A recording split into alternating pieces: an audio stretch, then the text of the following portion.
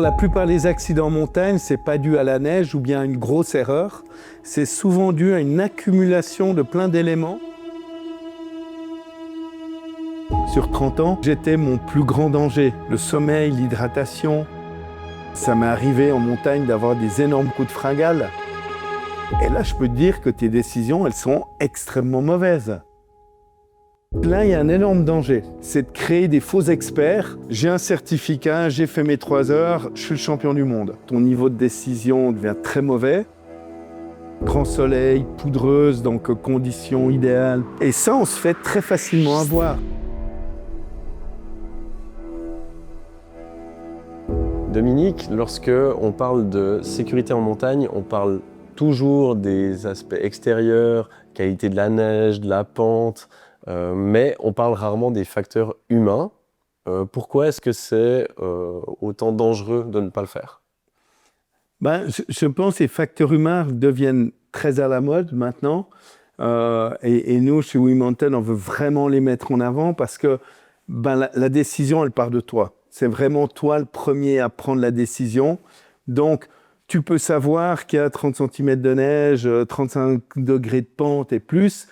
Au final, toutes ces informations, il faut les gérer, il faut arriver à les traduire et puis après te dire j'y vais ou j'y vais pas. Et ça, sur presque 3 décennies d'athlètes à faire ça, tu te rends compte que c'est vraiment là la clé. C'est d'arriver certaines fois à renoncer, à accepter. C'est vraiment dans ta tête que ça se passe. C'est aussi avec ta forme physique, avec tout ça. Donc, c'est vraiment, pour moi, ça a été le plus important. C'est ça qui m'a donné le plus de fil à retordre sur 30 ans, où j'étais mon plus grand danger, si tu veux. Et c'est pour ça que j'ai voulu m'entourer de psychologues du sport, de docteurs, de spécialistes du sommeil, spécialistes en nutrition, en hydratation, parce que tous ces éléments te mettent en fait... il faut que tu aies la clarté, il faut que tu aies la forme, il faut que tu te sentes bien pour prendre les bonnes décisions.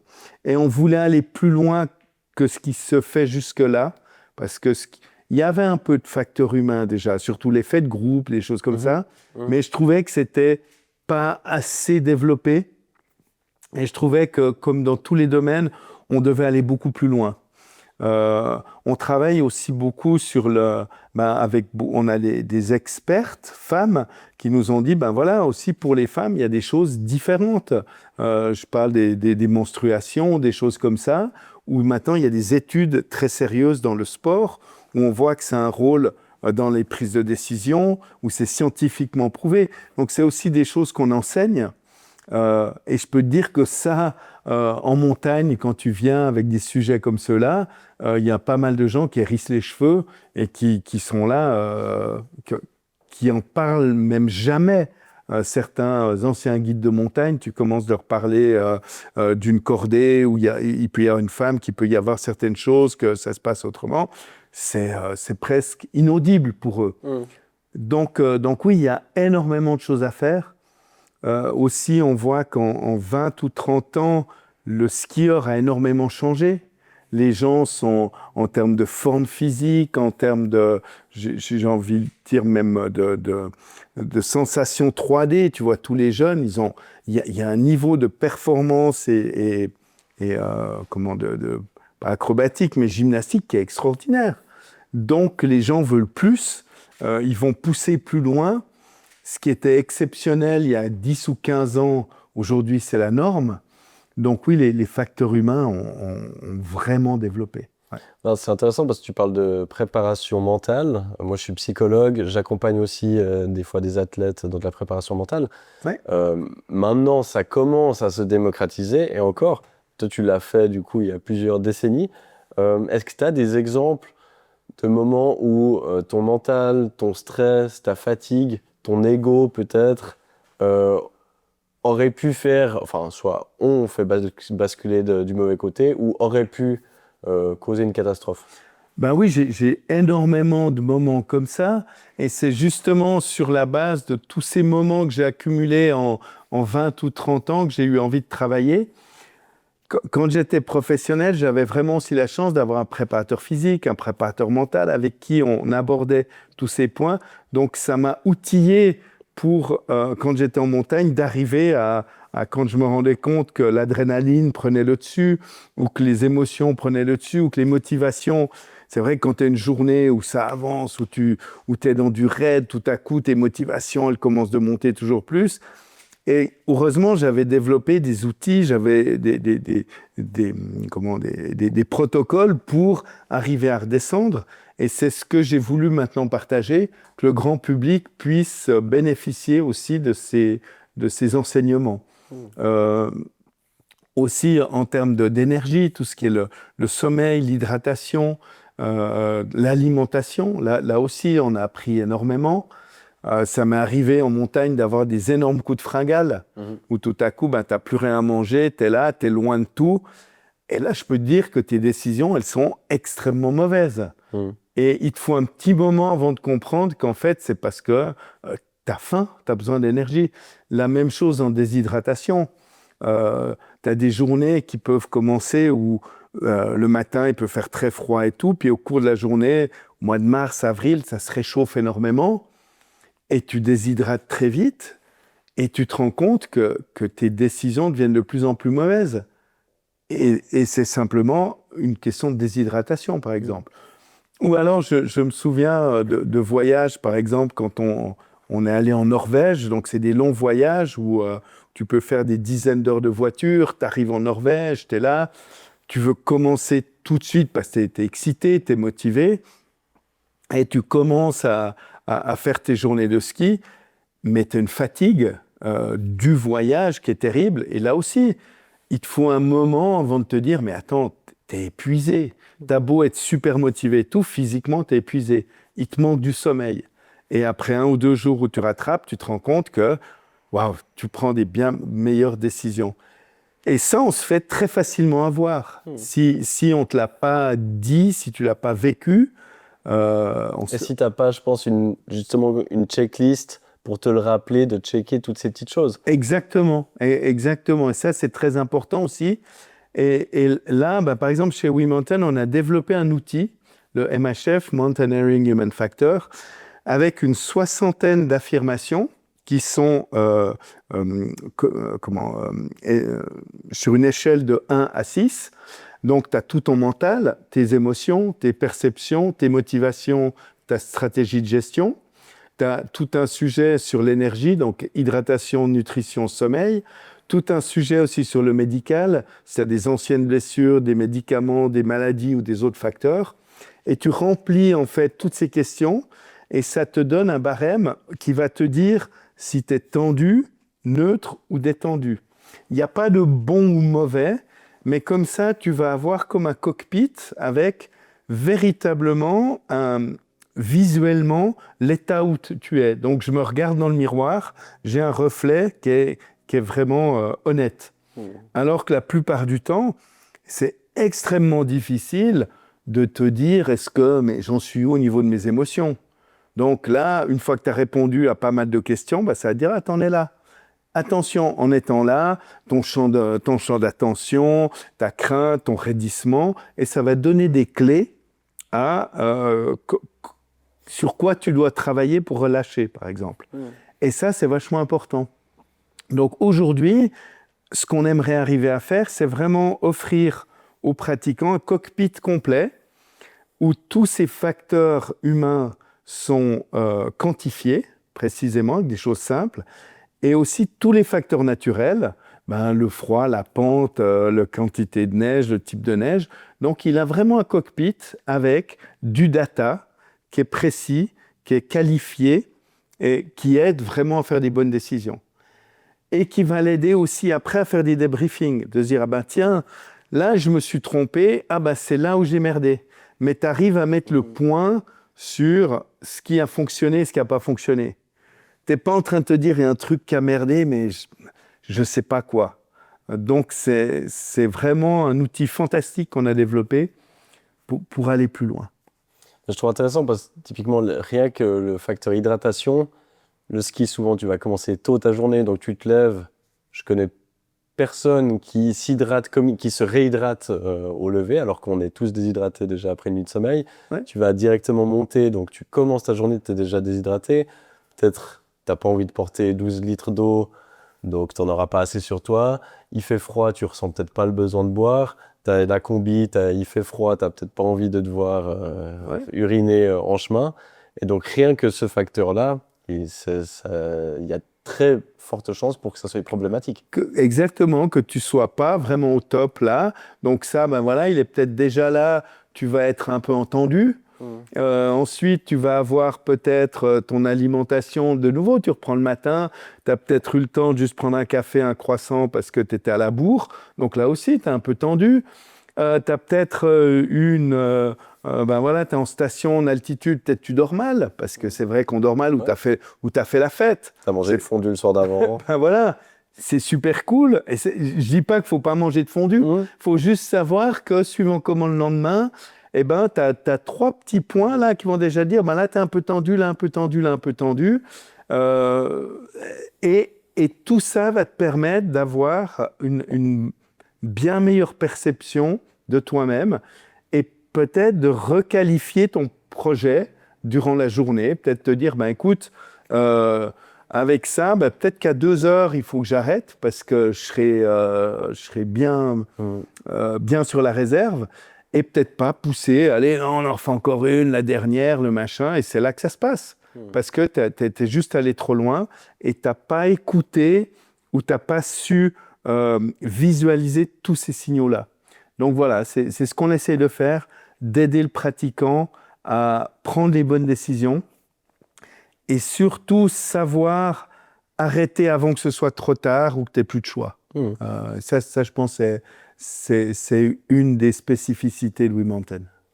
Dans un précédent épisode, tu m'as donné une anecdote où, en soi, tout semblait OK, mais la prise d'un médicament antidouleur t'avait provoqué des vertiges et avait fait que tu avais dû renoncer. Oui. Est-ce que tu as d'autres situations, d'autres souvenirs de moments où, au niveau de la neige, des conditions météo, tout semble OK, mais des facteurs humains ont fait que soit ça t'a sauvé, soit ça a pu mal tourner?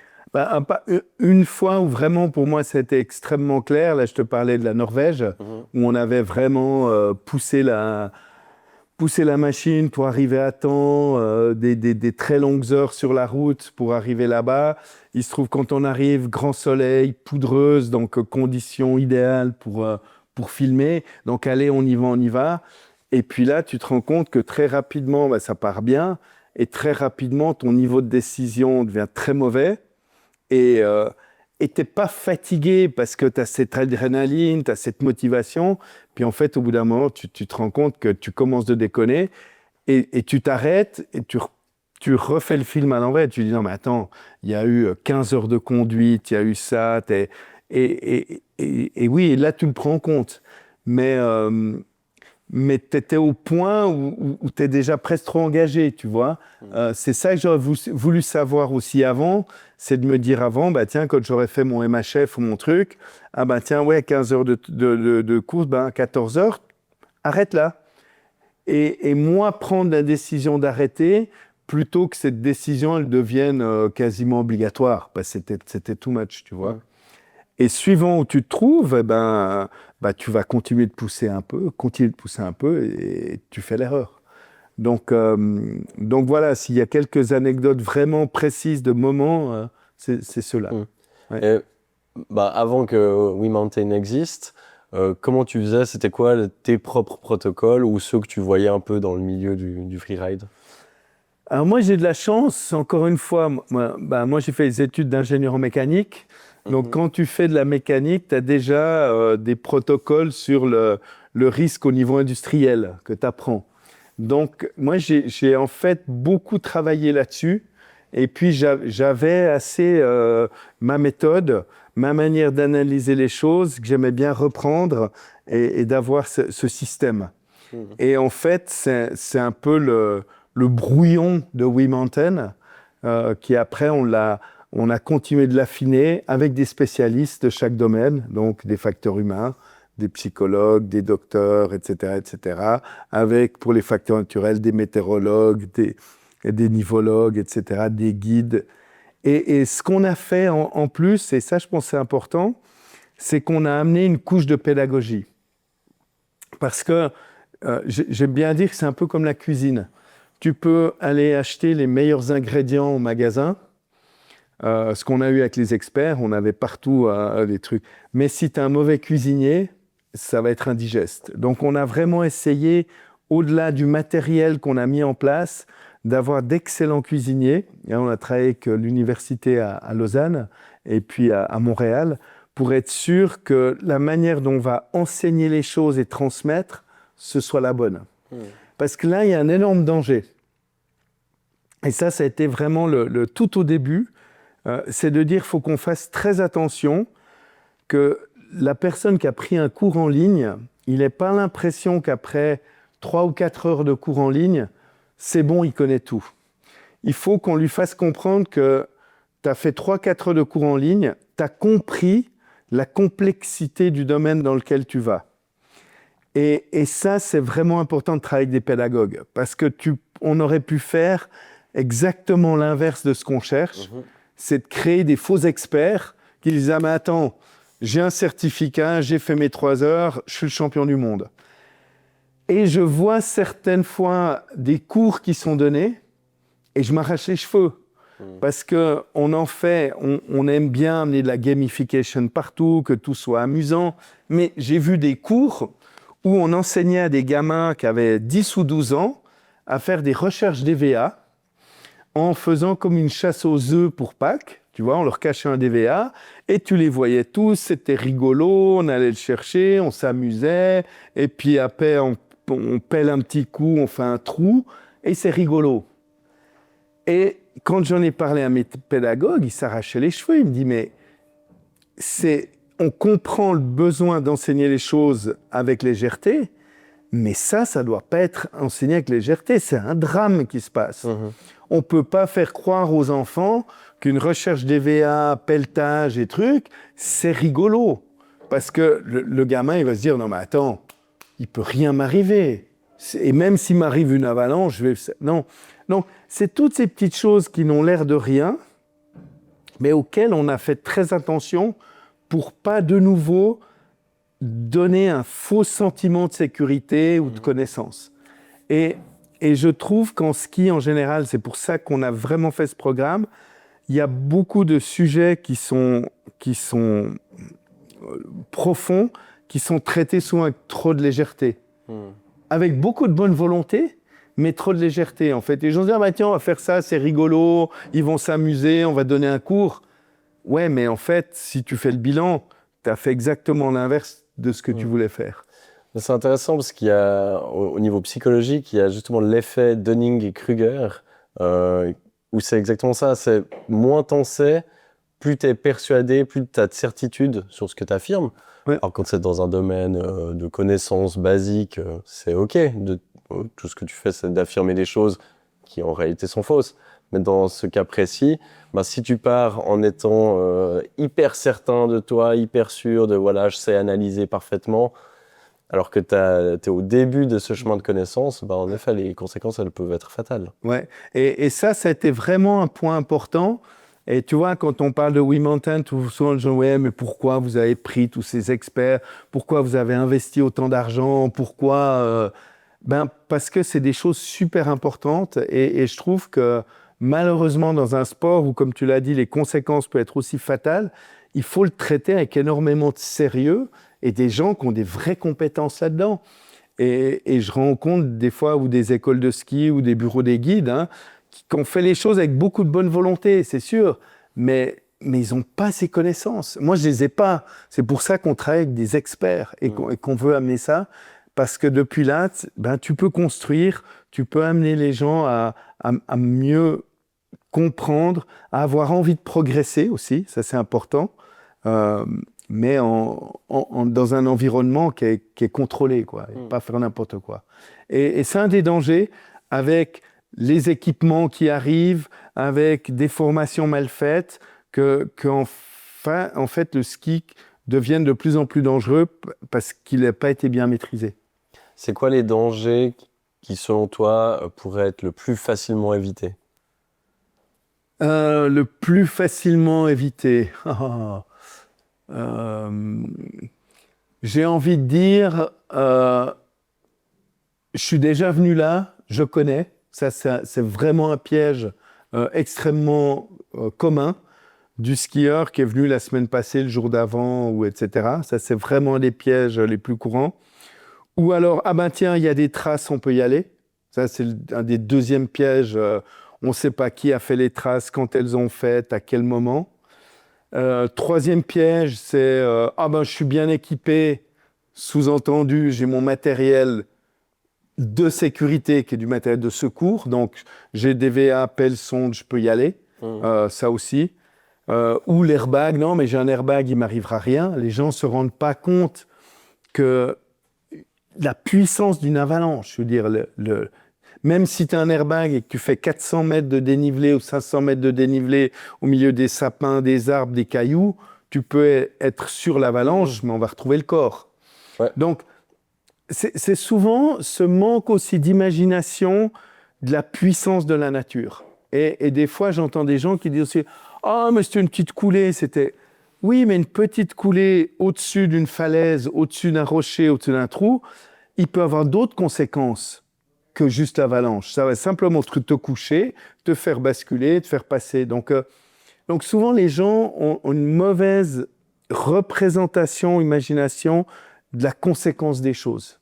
Et après, ils sont surpris. « Oh putain, je ne pensais pas que c'était comme ça. » Mais attends, tu es en montagne. C'est des mètres de neige, c'est des centaines de mètres de… Il y a une puissance, il y a une force qui est extraordinaire. Donc, je pense que ça, c'est souvent les choses. Ah, mais je suis un bon skieur, je me sens bien. Voilà, c'est très souvent lié à soi. Ouais. Donc on revient au facteur humain. On revient souvent au facteur humain, ouais. Et il y a, dans tes formations, il y a aussi tout le côté médecine, connaissance du corps. En quoi est-ce que d'être très au point là-dessus, ça peut vraiment augmenter la sécurité en montagne? Ben, quand tu es en forme, tu vas plus facilement aussi pouvoir changer de plan, adapter ton plan. C'était souvent en altitude, donc à plus de 2500, 3000. Et maintenant, avec le manque de neige, les skieurs ont tendance à aller toujours plus haut. Même un skieur relativement débutant, comme je disais aussi, il va plus tellement pouvoir apprendre dans des stations de basse altitude. Il n'y a plus beaucoup de neige ou de poudreuse. Donc très vite, il est à 2300, 3000. Donc si tu n'es pas en forme, tu souffles pas bien. Si tu n'as pas la force physique des fois de même monter 5 mètres ou 10 mètres, quand il y a 1 mètre de poudreuse, monter 10 mètres, c'est un putain d'effort. C'est pas facile. Donc tu n'es pas en forme, allez, je fais pas. Mais le pixel du skieur, c'est 2 mètres par 2 mètres. Donc je peux être 2 mètres ici, je suis en sécurité, et je passe cette ligne, je suis en grand danger. Donc d'avoir cette forme physique, d'avoir cette énergie de bouger, de changer, de revenir en arrière, de réflexion, c'est extrêmement important, c'est de la mobilité. Donc plus tu es mobile, plus tu as de choix. Moins tu es mobile, moins tu as de choix. Moins tu as de choix, plus c'est dangereux. Donc la forme physique, les blessures. Des fois, tu vois des gens qui partent en peau de phoque, par exemple, pour des grandes courses. Ils ont une opération au genou, il y a peut-être 1 mois, 6 mois, 1 année, ou à l'épaule, ou un petit truc que tu as oublié dans la vie de tous les jours parce que tu es au bureau. Mais après 5 heures de randonnée, la hanche qui grince, le genou qui grince, etc. Donc, ta concentration, elle va se focaliser sur ton mal et tu vas plus être vraiment lucide sur ce qu'il y a autour de toi. Et ben voilà, c'est des petites choses comme ça qui font que j'ai eu une blessure, ok, mais je vais faire quelque chose d'être un peu plus, comment dire, un peu plus calme, tu vois, pour commencer. Puis après, je ferai autre chose. Et ça, souvent, je le comprends parce qu'on a une vie, on est dans les bureaux, on est stressé. Tu arrives en montagne, tu veux y aller, quoi. Tu veux profiter de toute la journée ou tout le week-end. Mais il faut vraiment apprendre à y aller par pas, tranquillement, et pouvoir revenir. Et un truc que j'ai bien aimé, c'est ma dernière question. Avec le nombre de freeriders qui augmente, Comment est-ce qu'on peut intégrer plus de durabilité, de respect de l'environnement, de la montagne, dans la pratique et dans les prises de décision? J'ai une réponse qui est assez simple, je veux dire, par l'éducation. Je crois que l'éducation, c'est la base. Et si on veut être toujours plus de freeriders, il faut qu'on ait toujours plus d'éducation. Il faut que les gens soient toujours plus conscients de ce qu'ils font, de ce qu'ils peuvent faire. Euh, et encore une fois, qu'on arrive à vivre avec une communauté, avec des gens qui commencent, des gens moyens, des gens avancés, mais il y a une vraie compréhension de l'ensemble. On ne peut pas arriver puis être, je parlais de le ski backcountry, c'est 7 millions de pratiquants, 7,5 millions au niveau mondial. On ne peut pas continuer en étant 7,5 millions d'individualités qui font n'importe quoi comme ils veulent. Aujourd'hui, les nombres sont trop importants dans les stations de ski. Quand tu vois une station de ski, elle s'ouvre le matin, l'après-midi, il y a tout qui est tracé. Donc, on ne peut plus se comporter comme que des individualités. On doit se comporter comme une communauté, comprendre les autres, savoir ce qu'ils font, savoir où ils vont. Et pour ça, je vois que l'éducation, une éducation qui est de nouveau bien faite, qui est facile d'accès, qui est remise à jour, qui est développée aussi par et pour la communauté. C'est plus une identité au-dessus de tout le monde qui nous dit ce qu'on doit faire. C'est tous ensemble, on apprend à vivre ensemble. Et c'est vraiment ce qu'on essaie de faire avec les experts, avec les athlètes, avec les pratiquants, avec les marques, avec les stations, avec les guides, avec les professeurs de ski, avec tous ces gens qui ont un rôle. On essaie vraiment de faire quelque chose de cohérent. Alors, comprendre la montagne, c'est pas seulement lire une carte ou bien un bulletin météo, un bulletin d'avalanche, c'est aussi à se lire soi-même, savoir quand on est fatigué, quand on est influencé, quand on est trop confiant ou bien alors sous pression. Et c'est vraiment cette lecture globale qui est humaine et puis environnementale qui peut nous aider à faire la différence. Et c'est exactement ce qu'on a voulu intégrer dans l'approche de We Mountain. Et en plus, ce qui est intéressant, c'est que ça peut nous servir dans la vie de tous les jours.